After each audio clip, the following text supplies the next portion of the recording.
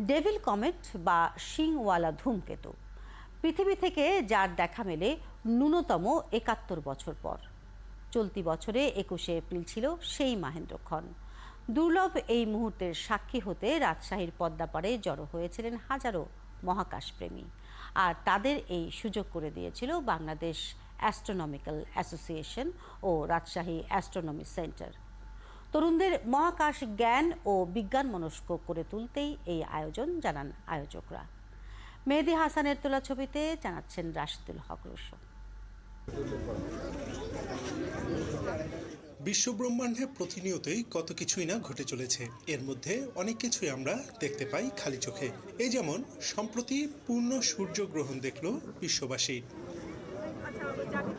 আবার অনেক ঘটনাই ঘটে যায় চোখের আড়ালে অথবা দৃষ্টিশক্তির সীমার বাহিরে।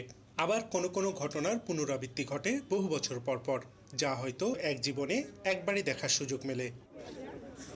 বিকাশে কম খরচে ক্যাশ আউটের লিমিট বেড়ে ৫০,০০০, প্রিয় এজেন্টও ২টা। এই যেমন ডেভিল কমেট বা শিংওয়ালা ধূমকেতু, যার দেখা মিলছে পাক্কা ৭১ বছর পর। আর এই বিরল দৃশ্য দেখতেই রাজশাহীর পদ্মাপাড়ে বসেছে এই আয়োজন। ৭১ বছর পরে এই ডেভিল ধূমকেতু দেখার একটা সুযোগ চলে আসছে। জনগণের মধ্যে একটা উৎসাহ সৃষ্টি করতে যাচ্ছে যে অ্যাস্ট্রোনমি বিষয়টা কতটা উৎসাহী জিনিস বা কতটা মজার বিষয় সেটা জানা যায়। এটা সায়েন্স রিলেটেড বিষয়। আমরা যদি এসব বিষয়ে আমাদের যদি জ্ঞানটা সঠিক পরিমাণে না থাকে, আমরা তো এগিয়ে যেতে পারবো না। বেলা গড়ানোর সাথে সাথে বাড়তে থাকে উৎসুক মানুষের ভিড়। ঘড়ির কাঁটায় সন্ধ্যা ৬টা থেকে ৭টা পর্যন্ত ধূমকেতু দেখা যাবার কথা। তবে সেই সময় পশ্চিম আকাশে মেঘ থাকায় ধূমকেতু স্পষ্ট না দেখা গেলেও দূরবীনে চাঁদ দেখে আপ্লুত মহাকাশ প্রেমীরা।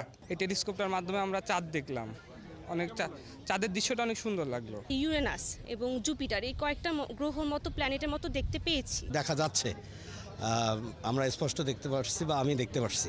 আর এমন আয়োজনের মধ্য দিয়ে তরুণদের বিজ্ঞান মনস্ক করে তোলাই মূল লক্ষ্য বলছেন আয়োজকরা। তরুণদেরকে যদি আমরা সহযোগিতা করতে পারি বা বিজ্ঞান মনস্ক করতে পারি, সেক্ষেত্রে আমরা যে সোলার সিস্টেমের মধ্যে রয়েছি, যে সৌরজগতে, সেই সৌরজগৎটা আবার যে গ্যালাক্সিতে রয়েছে, এই সবগুলো একটু আমাদের তো জানা যতটুকু পারা যায়। তো এই উদ্দেশ্যেই কিন্তু অ্যাস্ট্রোনমি সেন্টার করা। প্রথম ধূমকেতুটি আবিষ্কার করেন জ্যোতির্বিজ্ঞানী শন লুই ফন্স। সূর্যকে প্রদক্ষিণ করা ধূমকেতুটি প্রতি ৭০ বছর পর পর সৌরজগতের ভেতর চলে আসে। সেই হিসেবে ২০৯৫ সালে আবারও ধূমকেতুটি দেখা যেতে পারে। রাশিদুল হক রুশো, ৭১, রাজশাহী।